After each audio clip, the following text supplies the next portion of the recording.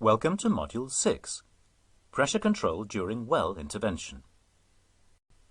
By the end of this module, you should be able to define some important terms used in pressure control during well interventions, identify what can go wrong during well intervention planning and operations, recall the first actions when a well control situation arises, describe the plugging and abandonment process, and recognize the key roles and responsibilities of those involved in the event of a primary barrier failing. This module consists of 6 chapters. They are Introduction, Planning, What can go wrong, First actions, Plug and abandon, and Roles, responsibilities and empowerment. Each chapter will end with a short knowledge check to confirm your learning. Chapter 1. Introduction.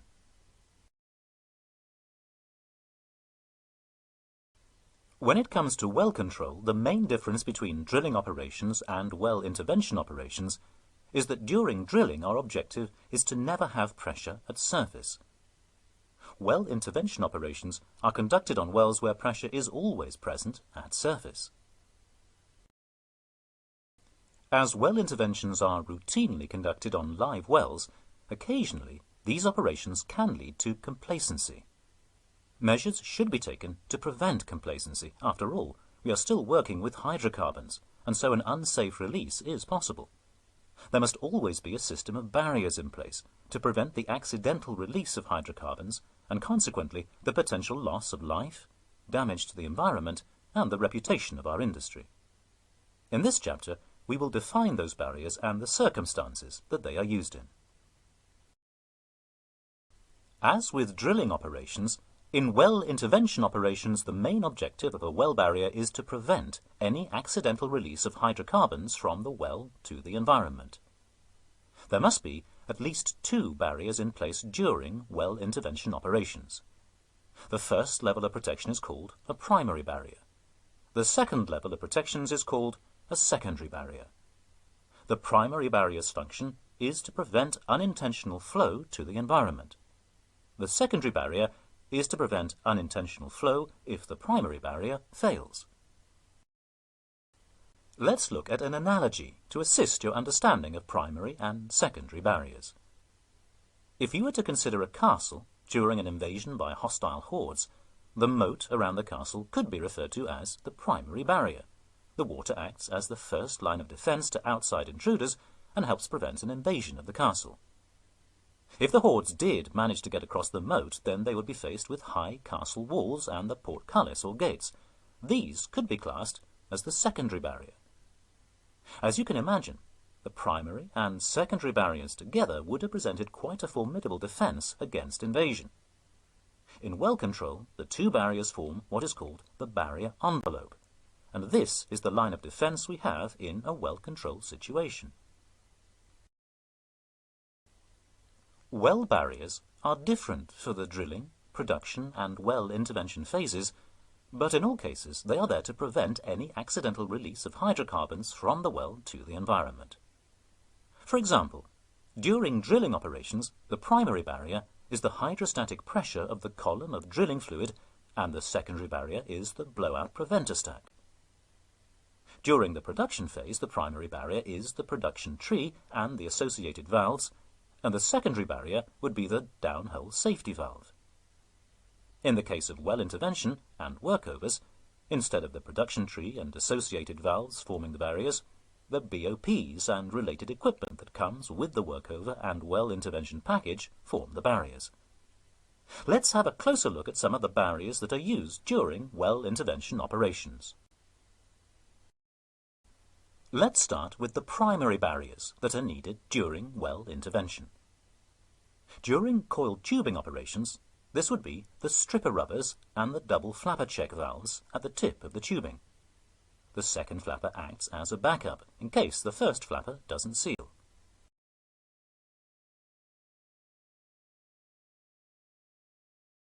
During wireline operations, the primary barrier is the lubricator and stuffing box or grease head. During snubbing operations, the primary barrier will be any of the multiple BOPs that are an integral part of a well-controlled system when running tubulars in or out of a live well. Secondary barriers during well intervention operations are coiled tubing BOPs, wireline BOPs, and the lower BOPs of the snubbing stack.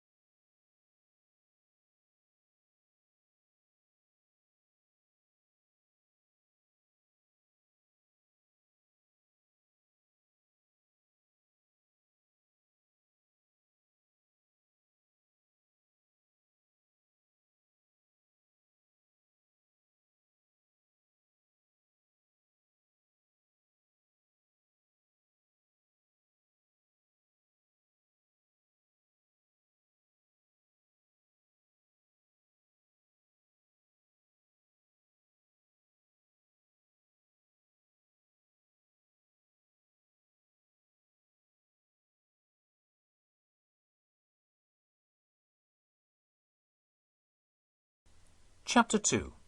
Planning. Now let's look at the planning that takes place before a well intervention or workover operation begins. After all, it is essential to have procedures in place in case something goes wrong. The planning starts with looking at why the well needs a workover or well intervention and includes the equipment and personnel needed to carry out the task.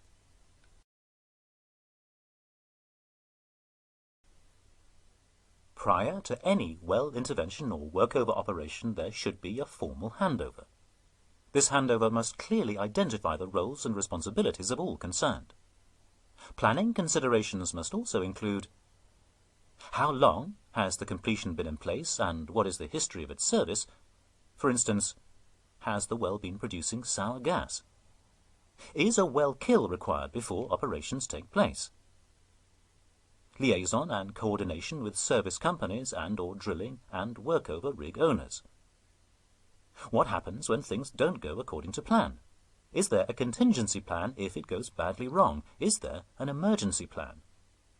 Is extra role-specific training required for this particular operation? As with all operations, during a well intervention or workover, safety is of paramount importance and must be considered during every step of the planning phase. Risks should be assessed and contingency plans put in place to mitigate the consequences. Logistics issues should be planned between all parties. This will include helicopters, fuel, chemicals, supplies, etc. Throughout the operation, well control must be maintained. Therefore, at the planning stage, consideration must be given to all activities to be carried out and the equipment required, both at surface and downhole, including pressure and temperature rating of the equipment must be suitable for the environment in which it will be used. Pressure and function testing of equipment prior to any operations being carried out, including pressure control equipment such as blowout preventers and fluid circulating equipment such as kill pumps. All additional materials such as kill fluid must also be available on site for the operations to be carried out. We are still not through the list. Consideration must also be given to plugs and tubulars, Christmas tree and tubular removal, and personnel roles and responsibilities. Once the plans have been finalized, they then have to be reviewed and approved by the appropriate authorities. Just from the few items covered here, it can be seen that a lot of work has to go into planning, and there are many people who will have an input. Of course, once approved, these plans have to be communicated to all who will be playing a part in the well intervention operation.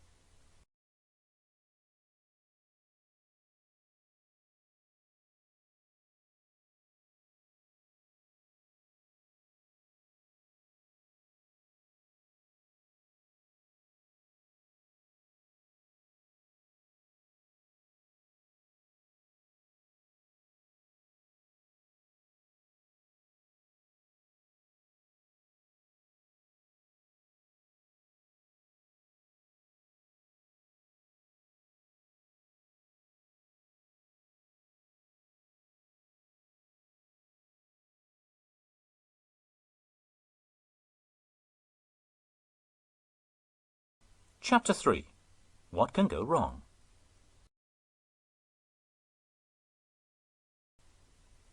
Throughout any well intervention operation, there are many things that have the potential to cause issues. All risks will need to be assessed, and contingency plans must be put in place to mitigate them. Issues that may arise include failure of surface pressure control equipment, failure of downhole pressure control equipment, equipment or tool failures at surface or downhole, for example, wireline breaks or coil tubing leaks, the BHA stuck across the wellhead and unable to shear in an emergency, and, possibly the most important, issues caused by human factors. Many of the well control situations which occur in well intervention operations can be attributed to failure of the primary mechanical barrier, although the well can normally be made safe by activation of the secondary mechanical barrier. Part of the contingency planning will have included remedial action to regain primary control. Let's look at this more closely. During coiled tubing operations, the primary barriers would be the stripper rubber on the annulus side and the surface and subsurface check valves on the tubing side. Should the stripper rubber leak, operations should stop and the pipe rams closed. Should one of the check valves fail, there is normally a backup, but as a last resort, the tubing can be sheared and the blind rams used to seal the well. In workover operations, with the well killed, the primary barrier is normally the hydrostatic pressure of the fluid in the well, as in drilling operations. Should this hydrostatic barrier fail, the secondary barrier, the BOPs, would be activated. As mentioned in Module 4, human factors also have the potential to cause issues. As a reminder, human factors refer to the interaction of individuals with each other, with facilities and equipment, and with management systems.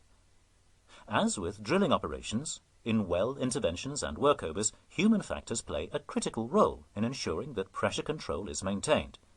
It is a broad subject, but non-technical skills, i.e. the cognitive, social and personal resource skills that complement technical skills and contribute to safe and efficient task performance, can be considered under the following titles: situation awareness, decision-making, communication, teamwork, leadership, and managing stress and fatigue. Let's look at how human factors could potentially cause issues during well intervention operations. During a wireline fishing operation, when the fishing assembly was recovered to surface, it was discovered that the tool string plus the fish was longer than the lubricator. The crew made a decision to pump what they thought was enough fluid to kill the well. Then they rigged the lubricator down and removed the tool string without ensuring the well was dead and the correct barriers were in place. This could have led to a major incident.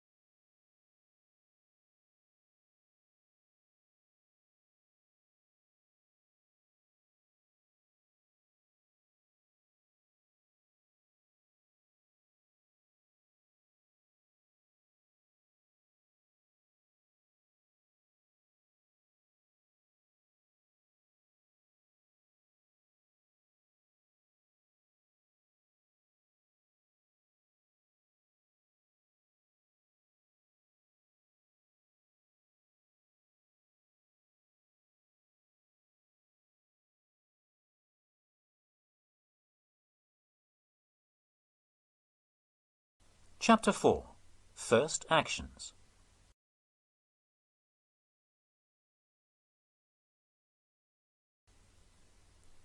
During a pressure control situation, everyone should know what to do from the mechanical point of view, as they are trained and competent in their job role. With that being said, in this chapter we'll look at first actions with regards to how the crew members themselves react within the team, rather than the technical procedures that should be carried out. Positive behavioral first actions in a pressure control situation could include actively seeking and working to understand all relevant information, recognizing situations where a timely decision is needed, recognizing the importance of good communication with team members, conveying information at the right time succinctly and clearly, listening effectively, implementing decisions, collaborating with and supporting other team members, adopting suitable leadership styles and practices, and providing feedback, motivation, and support. Communication is an essential part of safe well operations, or process safety, and the following points should be made clear and be understood by all personnel. The consequence of barrier failure and unintentional flows to the environment or to other formations. Which components in a well are the primary and secondary barriers during specific work on the well? That the specification of the components is suitable for the intended use. That the test, examination and installation process for these components is understood. And that the function and pressure test acceptance criteria relating to each component is available at the location.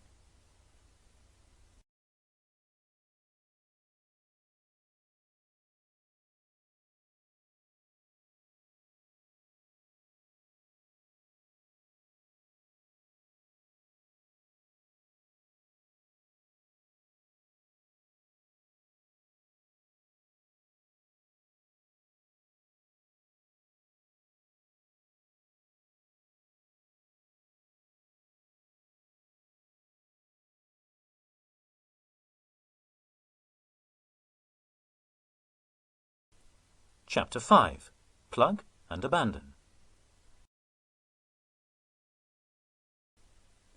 There are 3 scenarios where a well would be plugged and abandoned, and they all have one thing in common.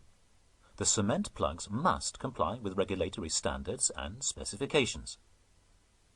1. If an exploration well is dry, which means there is no significant show of hydrocarbons, then it will be plugged and abandoned with a view to it never being re-entered. 2. Some wells are temporarily plugged and abandoned if the well control equipment, such as the BOP, is removed and the intention is to resume well operations at a later date. 3. Wells are also plugged and abandoned if they have been producing for a significant amount of time but are no longer commercially viable. In most cases, a minimum of 3 cement plugs will be set in the well, but this may vary depending on local regulations. Note that it is just as important to monitor the well barriers during plug and abandonment as any other phase of the well's life cycle. During plug and abandon operations, cement is placed in the wellbore to form a solid plug that will not allow formation fluids to flow between different zones or to the surface. The cement plug must provide a lasting seal under any conditions that may exist in the well for an indefinite period of time.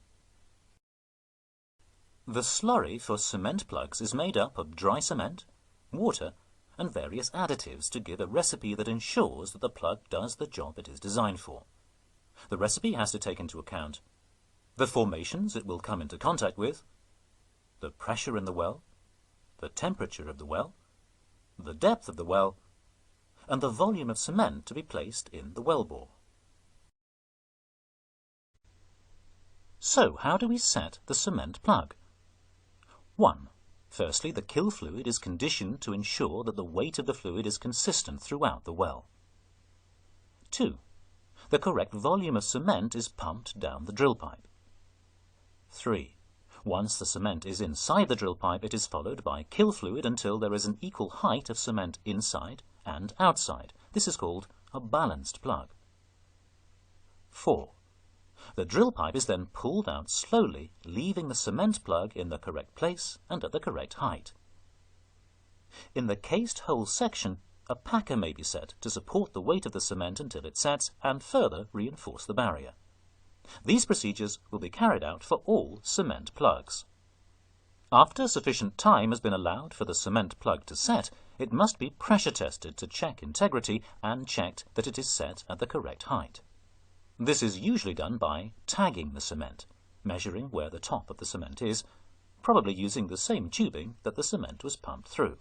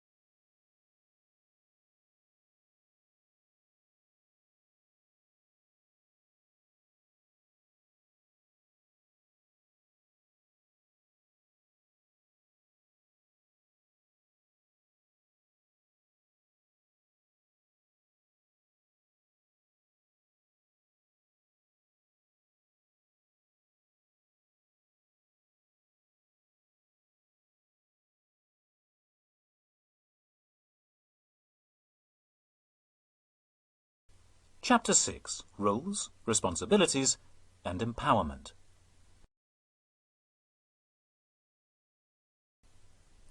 In Module 4, we found out that those involved in drilling operations each have their own roles and responsibilities, and the same applies for those involved in well intervention and workovers. In the event of any suspicion that primary well control has failed, some personnel have the role of observing, monitoring, and informing. In well intervention, this will include assistant operators. The next level of personnel have the responsibility, the empowerment, and the duty to act to make the well safe in the event of loss of primary control. It is likely that this action would be closure of the blowout preventers, and this would be performed by the equipment operator. Next are the well service supervisors, either single or multidiscipline. Persons in these roles are expected to analyze the situation, plan and carry out the actions required to regain primary control. The actual responsibilities of each person may vary, depending upon specific company requirements. However, their roles must be clearly defined before any work takes place.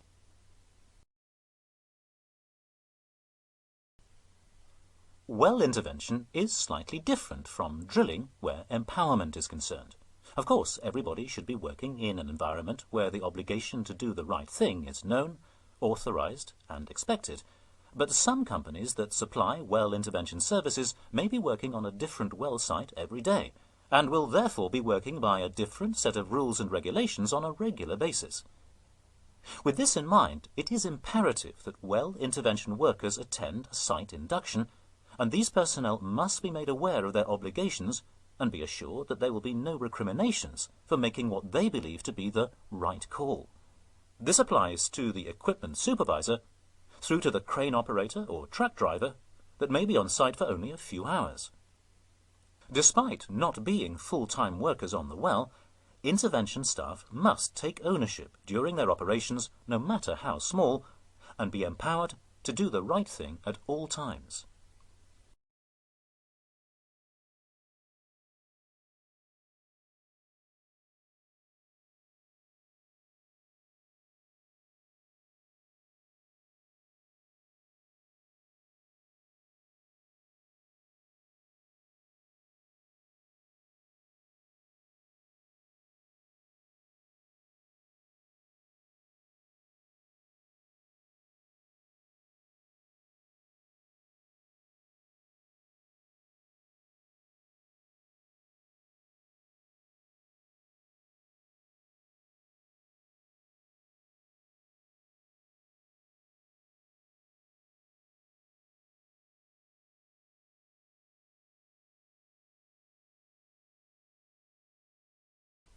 Well done, you've reached the end of this module.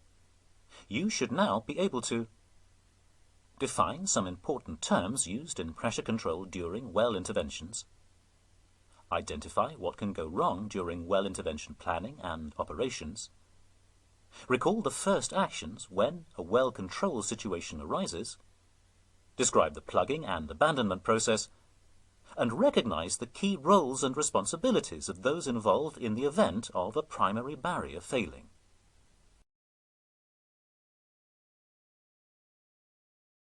where a pass mark of 70% needs to be achieved. Take your time and only click the Submit All button when you're happy with your answers. If you fail, you will be able to resit the exam. You're advised to review the module before doing so.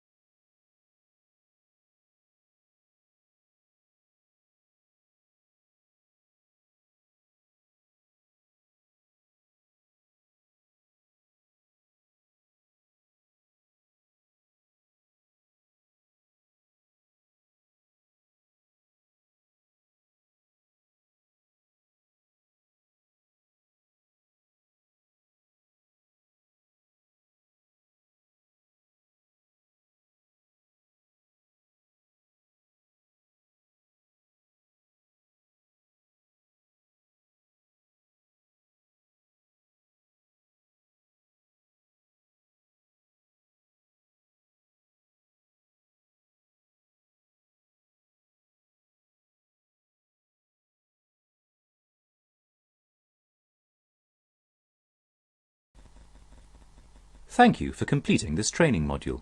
We hope this will help you in your workplace. Remember, you can revisit this module at any time to refresh your knowledge.